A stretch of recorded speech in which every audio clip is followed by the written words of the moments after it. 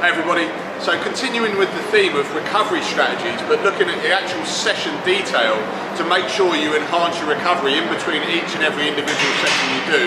And today we're going to look at the main set. So in the last video I sent you, we took a look at preset and making sure you're prepared for your session.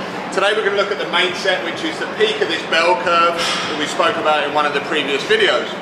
And there's three things I want you to consider here when you're looking at this. And the first thing is, during your main set, you should always be varying the intensity that you're working at.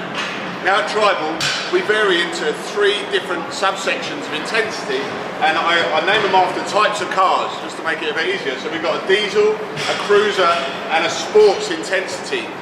Now diesel is any intensity that's below your aerobic threshold, normally in zones 1 and 2. Cruiser intensity is middle range sort of intensity that's intense but that you can sustain for a long period, and that's going to be like zones 3 and 4, might otherwise be known as threshold. And this is sports intensity, and that's your anaerobic, that's everything that's over your threshold. Now I'd always encourage you to vary your intensity around these different areas. Always make sure you're not just getting stuck at one intensity. One of the key things that most weekend warriors make the mistake in doing is they stay in this intensity all the time. They are trying to accumulate the right amount of distance for their event, and they try and do that over and over again, working as hard as possible, feeling like they're going to get somewhere by doing it, but unfortunately all you do is end up wearing the body out. You really tire the body out.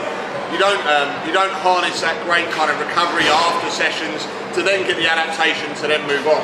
So I'd suggest that actually you need to vary your intensity around these three things. The other thing I want you to take into account, and this is very much when you start working, well actually in all three zones, is that all this should be form dependent.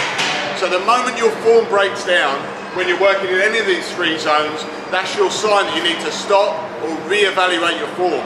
So if you're in your diesel zone, you're working very light, but then you're breaking down with your form, the likelihood is you're bored and you're not connected to what you're doing.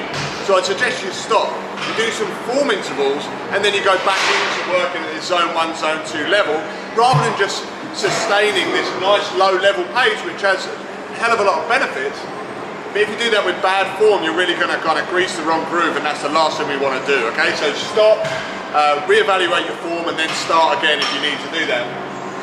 With the sports stuff, if you're working with bad form at high intensities, that's when you're likely to pick up a few injuries, right? So make sure with all three of these zones, you're making sure that you look after your form all the time. And this may signal how much capacity you've got for work. This may tell you, okay, my sessions need to be this long for the moment. And until you have the appropriate strength to be able to do longer sessions, you wait until that time before you increase the length of your session. Okay, and finally, at the end of every one of your main sets, I would encourage you, and this is mainly because all triathlon is an aerobic sport. It requires you to work for a long period at a steady pace. You're never actually going to complete a triathlon over your anaerobic threshold. You'll have moments if you're in a kind of race type scenario where you might go over it, but you're always going to have to bring it back. Shortest races are around an hour. You're going to be aerobic the whole time. So I definitely encourage you to always finish your main sets with some easy aerobic work, zone 1, zone 2 to finish.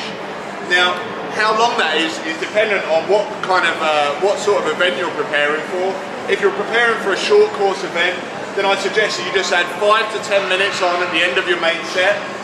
If you're preparing for a standard course event, I'd suggest you add on 11 to 20 minutes onto your main set. And lastly, if you're preparing for long course and you're really going to need that diesel engine to kind of to be your main source of energy whilst you're competing in your event, I'd suggest you take 21 to 30 minutes at the end of your main set, just to make sure you're squaring off this diesel sort of intensity. Okay, hope that helps. Let me know if you've got any questions. Cheers.